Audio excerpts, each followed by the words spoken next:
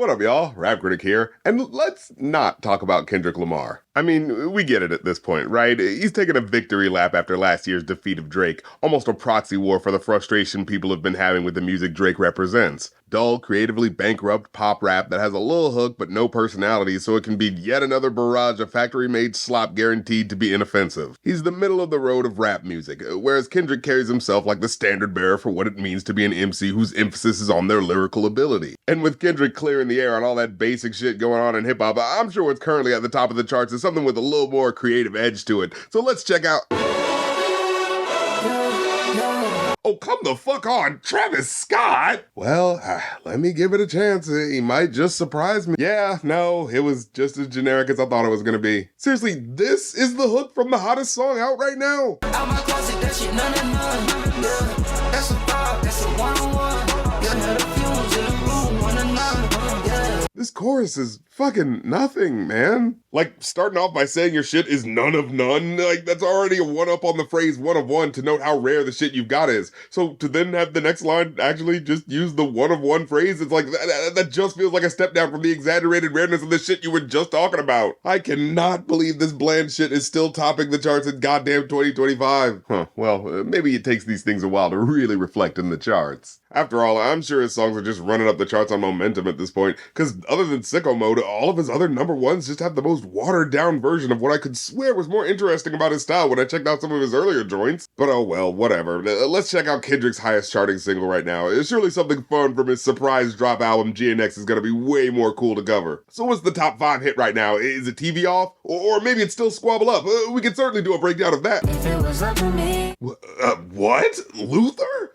Oh no, not the love song. That was the weakest joint on the whole album. Well, what was the song with the most plays from his latest album? Surely that one's gotta be a fun one like...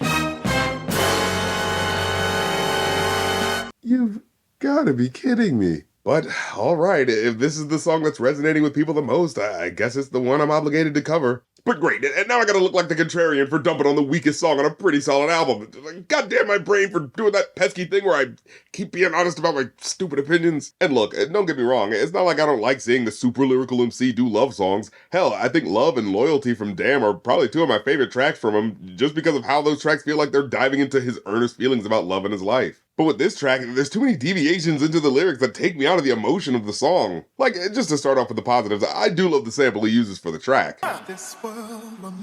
Interpolating the infamous Luther Vandross Cheryl Lynn collab that was used in The Wood, a classic growing up in the hood movie staple. And the instrumentals are heavenly, tying in some soaring violins and a killer vocal performance from SZA.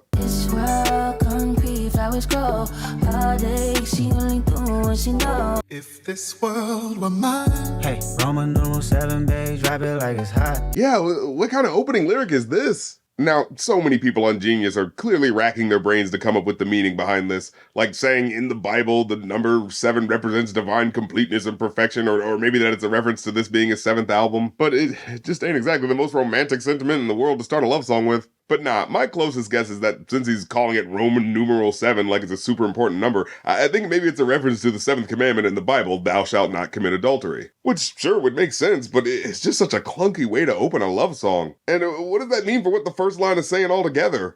Roman numeral 7, babe, drop it like it's hot. Girl, a God-fearing man like me strictly adheres to his commandments, so I want to invoke biblical law to communicate how faithful I'll be to you.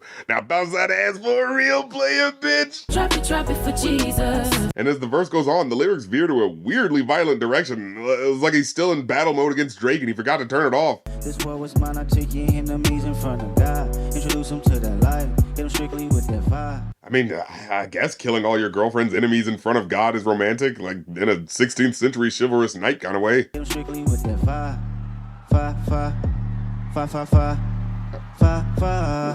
And what's even more confusing is that he essentially just repeats those 8 bars for the second half of the verse. So hey, if you thought those bars were awkward and undercut the romantic vibe of the song, well, here they are again.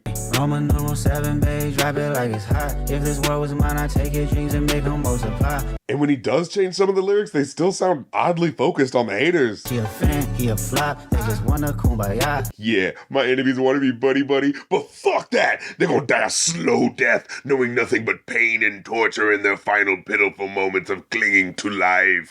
Oh yeah, and lyrics about love or something. The tone of the lyrics just doesn't match the vibe of what it feels like the song is going for, and it just takes me out every time. Like, I want to enjoy the hook, which has some intriguing character moments in the lyrics. This world, concrete, flowers grow. Heartbreaks, you don't need the one she know. Like, oh wow, alluding to trauma being a factor in how she moves in the world. Gee, maybe a sweet guy like Kendrick can show her a gentler path in love's footsteps. But even on the hook, they say this. If it was up to me, I wouldn't give this nobody no sympathy. I just don't get why they're focusing on their enemies so much. Shouldn't having a partner mean finding solace in their company and making memories and all that lovey-dovey shit? I mean, I'm thinking the song is supposed to invoke the feeling that there's someone in this world that'll be there for you, like this. When I saw the light, a hand reaching out to me from the heavens. But it's feeling more like this. My mistake, it was his fist. Then the third verse just falls apart with this strange call and response bit that just feels disorganized and just all over the place. Like, are we supposed to be singing along with this call and response? There's way too much shit to remember. On his titty soul? Then there's these other weird lines he repeats about turning off so he can turn on. I turn it off just so I can turn you on. I'ma take my time and turn it off just so I can turn you on, baby. Like, I think it's about turning off the TV or something, but it's just so vague on what he's turning off both times, I'm just not sure what it's supposed to mean. Overall, I'd give this one a 3 out of 5. There are just so many moments that undermine the romantic vibe he's going for, I just can't get into it. While the original sample is a very tender conversation between Cheryl and Luther about the lengths they'd go for their love to their partner, Kendrick and SZA kinda do that, but the execution is just too sloppy and too lyrically inconsistent to really stick the landing for me. And like I said, I enjoyed the rest of the album, I just don't get how this was the bop for so many people.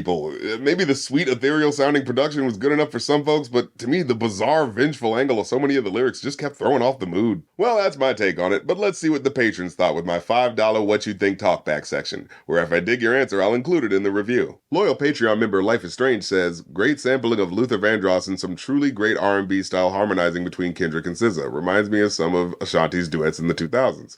Well, hey, look, if that's how you feel about the track, enjoy it how you like. Well, that's the episode. Leave a like if you like because it helps, comment if you have something to say because it helps even more, and hit the subscribe button because that's what helps the most. And if you want to make requests, of course, that's Ko-fi.com/rapcritic and Patreon.com/rapcritic to get all my content early and access to the Patreon Discord. So check all that fun stuff out and I'll catch you next time. Peace.